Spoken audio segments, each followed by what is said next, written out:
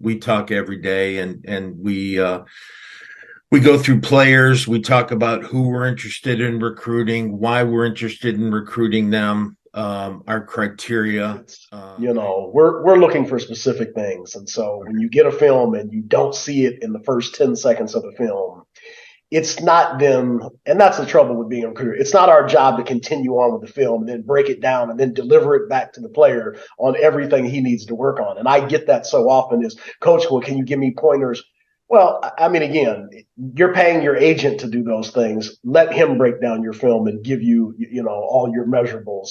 For me, I'm going to look for these specific things that I'm looking for. And if I just don't see it in the first 10 to 20 seconds of your film, I'm going to move on to the next film. And so, the agents that call back and want a full explanation, it's almost like, are you paying me to do their measurables and give you advice? In that part, I'm part of your team in your agency. If you're just asking me, is he good enough to play for us? A simple no should be, hey, you know what? We're not I interested. had a And so, young man email me this morning, and he sends a beautiful letter. Coach, I really want to play for you. I love what you put together there. I love the culture. I love the city. I love your fans. I love this. I love that. And I said, well, great. Send me your film. And he sent me his film. And I had to write him back and say, I'm sorry, you're just not going to fit here. And right away, I get why.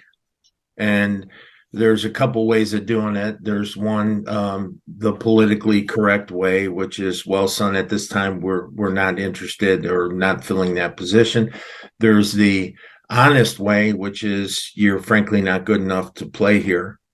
But I think what I did was a combination of both. And I said, at this time, we're not interested, and I wish you the best of luck in your future endeavors. Not 5 minutes later, I get a second email back from an agent who said, well, you don't even know his story. You don't know all about him. You don't know what a great guy he is. And I said, do you want me to be honest with you? And he said, of course. And I said, well, he's not good enough to play in this league. He's simply not good enough. Um, and I said, he's not good enough to play in this league. That's not to say he can't develop into a better player down the road. But he said, well, what makes you decide on who you want to take?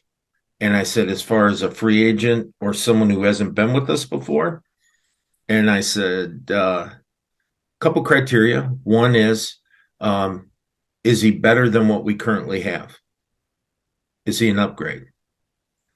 Two is, does he have an opportunity to compete to make the roster and be an integral part of the season coming up?